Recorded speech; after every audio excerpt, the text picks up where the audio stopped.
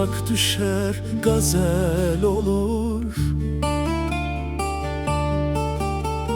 Nefse uyan şaşkın gönül, sonunda hep viran olur. Verdiği ahdi unuttun, uyan ey gafil olan. Hak kapısı yakın iken, uyan artık can dostum. Şu yalan dünya kimseye kalmaz, beylere şahlara. Altın sığmaz dar mezara, yaren olur kara taş. Gurbet ele düşmüşsün sen, darda kalır garip baş. Bir gün göçüp gidersin sen, uyan artık benim dost. Zulüm olmuş umman deniz, mazlumlardan ah gelirim. Zalimin sofrasındaki lokma bile zehir olur. Kırılan her gönül için mahşer günü hesap var. Hak terazisinden geçer her cah ey benim dost.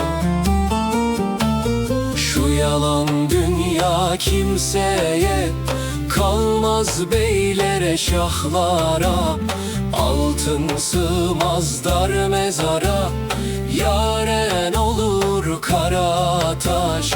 Gurbet ele düşmüşsün sen, darda kalır garip baş. Bir gün göçüp gidersin sen, uyan artık benim dost.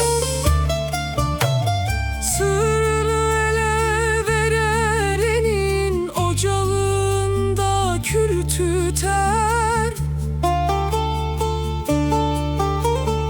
Hakkın nurun görmeyenin gözünde perde yeter. Kibir ile saray kuran sonunda harap olur. Nefse esir düşen canlar yanar hey benim dost. Şu yalan dünya kimseye kalmaz, beylere şahlara. Altın sığmaz dar mezara, yaren olur kara taş. Gurbet ele düşmüşsün sen, darda kalır garip baş. Bir gün göçüp gidersin sen, uyan artık benim